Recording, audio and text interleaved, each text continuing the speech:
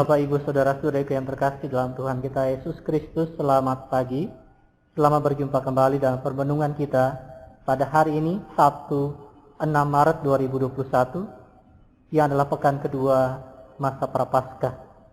Kita akan merenungkan dari Injil Lukas pasal 15 ayat 1-3, dilanjutkan ayat 11 sampai 32. Kita buka dengan tanda kemenangan Kristus.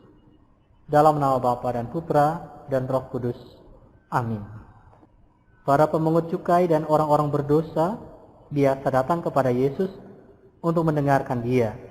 Maka bersungut-sungutlah orang-orang Farisi dan ahli-ahli Taurat. Katanya, Ia menerima orang-orang berdosa dan makan bersama-sama dengan mereka.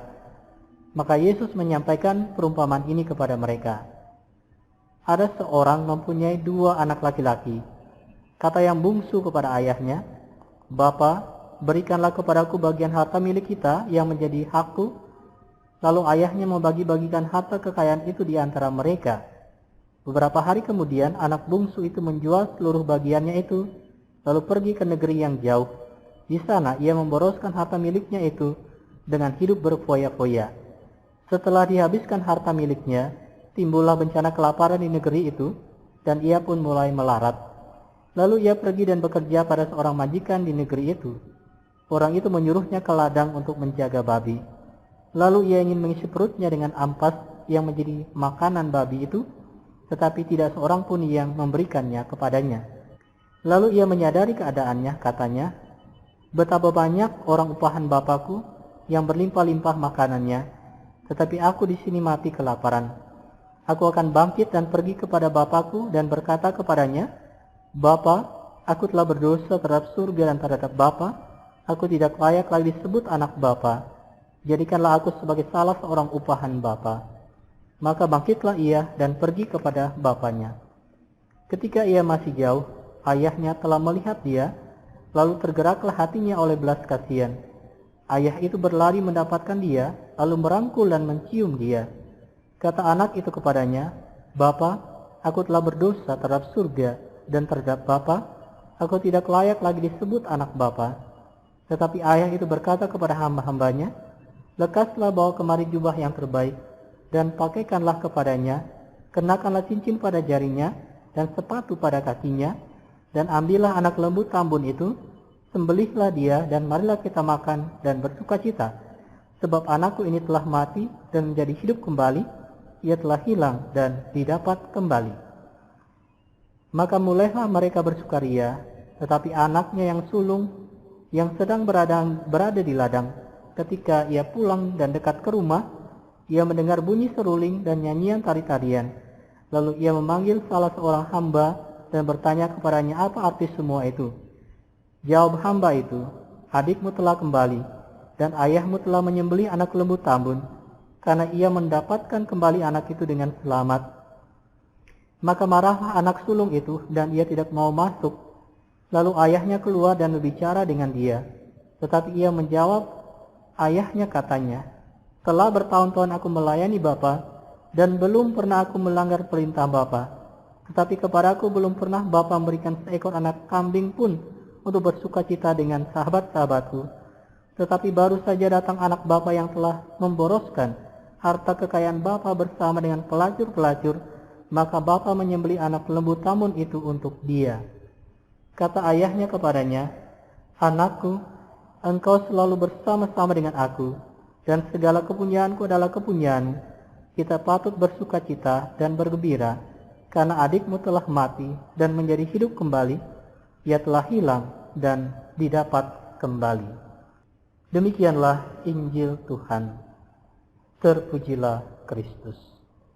Bapak, Ibu, Saudara-saudariku yang terkasih dalam Tuhan kita Yesus Kristus, bacaan hari ini mau memperlihatkan kepada kita bagaimana sikap Tuhan terhadap orang-orang berdosa. Yesus peduli akan orang-orang yang berdosa, yang dicap berdosa, yang dikucilkan dalam pergaulan masyarakat. Pemungut cukai dan orang-orang berdosa biasa datang kepada Yesus untuk mendengarkan dia, dan Yesus makan bersama-sama dengan mereka. Yesus benar-benar merangkul mereka dan menjadi sahabat mereka. Mereka tidak segan dan sungkan. Bertamu kepada Yesus dianggap biasa. Biasanya orang yang disingkirkan akan menjadi keras hatinya, akan tetapi terhadap Yesus mereka tidak bersikap demikian. Hati mereka terbuka karena Yesus terbuka terhadap mereka. Sikap Yesus inilah yang menjengkelkan para ahli Taurat dan orang-orang Farisi karena bertentangan dengan ajaran mereka. Saudara-saudari yang terkasih, untuk mempertegas ajaran dan sikap Tuhan terhadap orang-orang berdosa, Yesus menyampaikan perumpamaan yang kita dengarkan hari ini, yaitu perumpamaan tentang anak yang hilang. Perumpamaan yang disampaikan Yesus ini menunjukkan kepada kita sikap Allah yang sebenarnya kepada orang-orang berdosa, yaitu Allah itu selalu siap sedia mengampuni orang-orang berdosa yang bertobat, yang kembali kepadanya. Seperti seorang bapa yang mengampuni anaknya yang kembali kepadanya setelah pergi meninggalkan dia. Perlu usaha manusia untuk menyadari diri sebagai orang berdosa, menyesali akan dosa, dan kembali kepada Tuhan.